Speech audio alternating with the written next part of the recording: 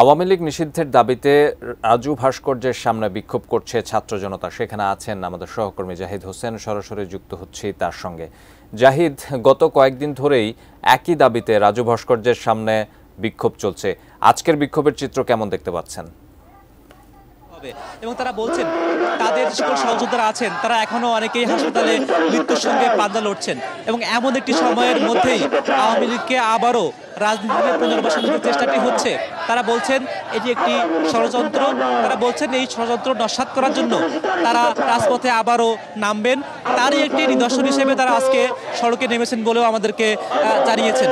এবং এখানে জুলাই অভ্যুত্থানে যারা প্রাণ দিয়েছেন সেই সকল পরিবারের সদস্যরা যেমন আছে, একই সঙ্গে এই অভ্যুত্থানে যারা হাত হারিয়েছেন, পা হারিয়েছেন, এমন শিক্ষার্থীরা এখানে আছেন, এমন ছাত্র জনতা আজকে এখানে এসে অংশ নিয়েছেন।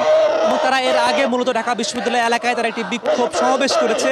সেই সমাবেশ থেকে তারা 48 ঘন্টার একটি আলটিমেটাম দিয়েছেন, যেই আলটিমেটামের মাধ্যমে তারা বলেছেন এই সময়ের মধ্যে তারা আসলে আওয়ামী লীগের যে নিষিদ্ধের বিষয়টি সেটি যাতে করে কার্যকর করা যায় সেই দাবি তারা সরকারের প্রতি জানিয়েছেন। একই সঙ্গে প্রধান উপদেষ্টার যে বক্তব্যটি ছিল আওয়ামী লীগ বিষয়ে সেই বক্তব্য প্রত্যাহারের দাবিও তারা আজকের এই বিষয়টি তারা দাবি জানিয়েছেন আজকের এই বিক্ষোভ সমাবেশ থেকে। এবং তারা বলছেন আসলে তাদের যে আসলে মূল সংগ্রাম, যখন এই অভ্যুত্থানে যারা খুশি যারা